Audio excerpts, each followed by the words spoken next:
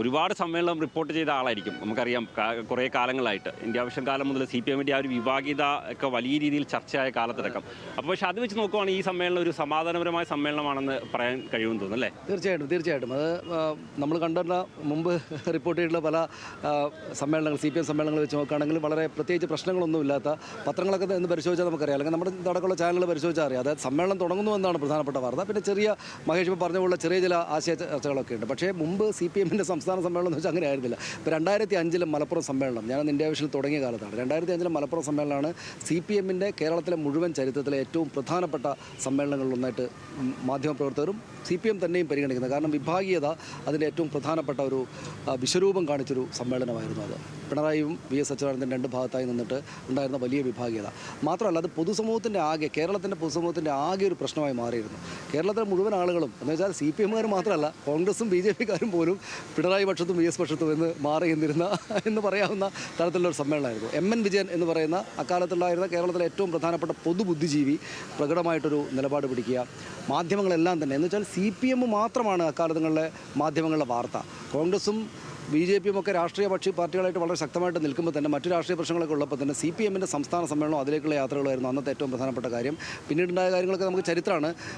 പിണറായി വിജയൻ പിടിച്ചു. മലപ്പുറം സമ്മേളനത്തിനകത്ത് VS അച്യുതാനന്ദൻ 12 പേരെ മത്സരിപ്പിച്ചു. ആ മത്സരിക്കുന്ന ആളുകൾ ജയിക്കുമെന്ന് അദ്ദേഹം പ്രതീക്ഷിച്ചു. മാധ്യമങ്ങളും ഒരു വലിയ വിഭാഗം ആളുകളും പ്രതീക്ഷിച്ചു. പക്ഷേ അപ്പാടെ തോറ്റുപോയി. പിണറായി വിജയൻ അദ്ദേഹത്തിൻ്റെ ശക്തി വലിയ തോതിൽ പ്രകടമാക്കി. പക്ഷേ ക്ഷീണിച്ച് ഇറങ്ങിപ്പോയ VS അച്യുതാനന്ദൻ പാർട്ടിയുടെ ശക്തിയോടെ അല്ലാതെ പക്ഷേ കേരളത്തിലെ പ്രധാനപ്പെട്ട ആളായി മാറി, മുഖ്യമന്ത്രിയായിട്ട് മാറി. പിന്നീടുള്ള കോട്ടയം സമ്മേളനം, ആലപ്പുഴ സമ്മേളനമൊക്കെ ആകുമ്പോഴേക്കെന്ന് വെച്ചാൽ VS കോട്ടയം സമ്മേളനത്തിലാണ് VS ഇറങ്ങിപ്പോവുകയാണ്, പകുതിക്ക് വെച്ച് ഇറങ്ങിപ്പോവുകയാണല്ലോ. അപ്പോൾ അങ്ങനെയുള്ള ആലപ്പുഴ സമ്മേളനത്തിലാണ് ഇറങ്ങിപ്പോകുന്നത്.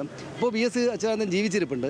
പക്ഷേ VS അച്യുതാനന്ദൻ അദ്ദേഹത്തിൻ്റെ പൊതുജീവിതത്തിൽ നിന്ന് മാറിയിട്ട് രോഗാതുരനായിട്ട് കിടക്കുകയാണ്. അപ്പോൾ CPM-ൻ്റെ സംസ്ഥാന സമ്മേളനം 3.25 കോടി ജനതയുള്ള കേരളം ഭരിക്കുന്ന, കേരളത്തെ ഈ മട്ടിൽ ഷേപ്പ് ചെയ്ത രണ്ട് രാഷ്ട്രീയ പക്ഷങ്ങളിൽ ഒന്നായിട്ടുള്ള ഇടതുപക്ഷ ജനാധിപത്യ മുന്നണിയുടെ ഏറ്റവും പ്രധാനപ്പെട്ട പാർട്ടി, അതിനെ CPM, അതിൻ്റെ സമ്മേളനം, അതിനകത്തേക്ക് വരുന്ന 530 പ്രതിനിധികൾ, കേരളത്തിൻ്റെ കാസർഗോഡ് തൊട്ട് തിരുവനന്തപുരം വരെയുള്ള ജില്ലകളിലെ അതാത് സ്ഥലങ്ങളിലെ ഏറ്റവും പ്രധാനപ്പെട്ട CPM നേതാക്കളാണല്ലോ, പ്രവർത്തകരാണല്ലോ ഇവിടേക്ക് എത്തുക. സാധാരണ പ്രവർത്തകരല്ല നേതാക്കൾ. അപ്പോൾ അവരെല്ലാം ഒത്തുചേർന്നു എന്നതാണ് ഈ സമ്മേളനത്തിൻ്റെ പ്രത്യേകത. നമ്മൾ തുടക്കത്തിൽ ആസിഫ് ചോദിച്ചതുപോലെ, ഞാൻ പറഞ്ഞതുപോലെ മുൻകാല സമ്മേളനങ്ങളെ അപേക്ഷിച്ചിട്ട് വലിയ രാഷ്ട്രീയ പ്രാധാന്യമോ വലിയ ചർച്ചകളോ ഈ സമ്മേളനം ഉണ്ടാക്കുന്നില്ലെങ്കിലും നേരത്തെ മഹേഷ് പറഞ്ഞതുപോലുള്ള വലിയ രാഷ്ട്രീയമായിട്ടുള്ള മുന്നോട്ട്, ഇപ്പോൾ നവകേരളം എങ്ങനെ വാങ്ങണം കേരളം, നമ്മളിപ്പോൾ CPM-കാരല്ലാത്തവരടക്കമുള്ള മലയാളികൾ ജീവിക്കുന്ന കേരളം ഭാവിയിൽ ഇപ്പോൾ CPM-ൻ്റെ വിരുദ്ധരായിട്ടുള്ള രാഷ്ട്രീയ ചിന്ത ഉള്ളിൽ വെക്കുന്ന ആളുകളടക്കമുള്ള ആളുകളുടെ കുട്ടികൾ അടുത്ത തലമുറ എങ്ങനെ കേരളത്തിൽ ജീവിക്കണമെന്ന് നിശ്ചയിക്കുന്നൊരു സമ്മേളനം കൂടിയാണിത് എന്നാണ് അതിൻ്റെ പ്രാധാന്യം. തീർച്ചയായും. എന്തായാലും നമ്മുടെ അനു ഉണ്ട്, ലിജോ ഉണ്ട്, അവരെല്ലാം ഉണ്ട്. അനു ഇങ്ങനെ ഇന്ന് രാവിലെ മുതൽ തന്നെ സമ്മേളനത്തിന് റിപ്പോർട്ടുമായി സജീവമാവുകയാണ്. എന്തായാലും നമ്മൾ ചർച്ച ചെയ്യാൻ പോകുന്ന രേഖയടക്കമുള്ള അതിൻ്റെ പ്രധാനപ്പെട്ട അതിൻ്റെ ഒരു അജണ്ട എങ്ങനെയായിരിക്കും, ഏതൊക്കെ വിഷയമാണ് തുടങ്ങിയ കാര്യങ്ങളെല്ലാം മാധ്യമങ്ങളിലേക്ക് എത്തിച്ചിരിക്കുകയാണ്. എന്തായാലും ഈ ഒരു സമ്മേളനം നമ്മുടെ സനീഷയുടെ ചോദ്യത്തിൽ വിഭാഗീയതയൊന്നുമില്ല. പക്ഷേ ഇത് കേരള രാഷ്ട്രീയത്തിലടക്കം വളരെ പ്രധാനപ്പെട്ട ഒരു സമ്മേളനമായി തന്നെ നമ്മൾ കാണേണ്ടി വരും അല്ലേ?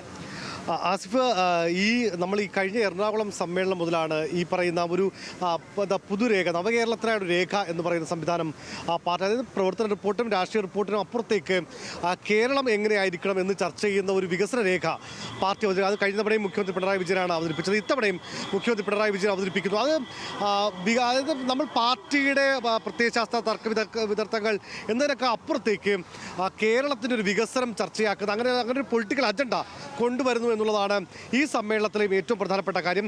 മറ്റൊന്ന്, BJP-യുടെ ഒരു കടന്നുകയറ്റത്തെക്കുറിച്ചുള്ള ഏറ്റവും കൃത്യമായ ചില നിരീക്ഷണങ്ങൾ ഇത്തവണത്തെ സംഘടനാ റിപ്പോർട്ടിൽ ഉണ്ട് എന്നുള്ളതാണ് നമ്മൾ രാവിലെ വാർത്ത നൽകിയിരുന്നത്. കാരണം CPM-ൻ്റെ ശക്തി കേന്ദ്രങ്ങളിൽ നിന്ന് പോലും BJP-ക്ക് വോട്ട് ചോരുന്നു എന്നുള്ള ഏറ്റവും കൃത്യമായ നിരീക്ഷണം ഇത്തവണത്തെ സംഘടനാ റിപ്പോർട്ടിൽ MV ഗോവിന്ദ മാഷ് ഉന്നയിക്കുന്നുണ്ട്. മാത്രമല്ല, ഈ തെരഞ്ഞെടുപ്പുമായി ബന്ധപ്പെട്ട് ആ സമയത്ത് ഉന്നയിക്കുന്ന ജില്ലാ കമ്മിറ്റി നൽകുന്ന റിപ്പോർട്ടുകൾക്ക് അപ്പുറത്തേക്ക് തെറ്റാണ് എന്നുള്ള തുറന്ന പറച്ചിൽ പോലും ഇത്തവണത്തെ സംഘടനാ റിപ്പോർട്ടിൽ ഉണ്ട് എന്നാണ് നമ്മൾ മനസ്സിലാക്കാൻ സാധിക്കുന്നത്. അതായത് BJP-യുടെ ഇപ്പോൾ ഫാസിസമെന്നോ നിയോ ഫാസിസമെന്നോ ഒക്കെ മാഷ് പറയുന്ന അതിനപ്പുറത്തേക്ക് കേരളത്തിൽ വലിയ രീതിയിൽ BJP-യുടെ ഒരു കടന്നുകയറ്റം ഉണ്ടാകുന്നു എന്ന തിരിച്ചറിവ് CPM-ന് കഴിഞ്ഞ സമ്മേളനത്തിൽ തന്നെ ആ റിപ്പോർട്ടിൽ പരാമർശങ്ങൾ ഉള്ളതാണ്. അതിനെ കൂടുതൽ വ്യക്തമായി പാർട്ടി തിരിച്ചറിഞ്ഞുകൊണ്ട് അതിനുവേണ്ടിയുള്ള നേരിടാനുള്ള നീക്കങ്ങളിലേക്ക് ഈ എന്തായിരുന്നാലും കൊല്ലം സമ്മേളനം ഏറ്റവും പ്രധാനപ്പെട്ട നീക്കത്തിലേക്ക് പോകും.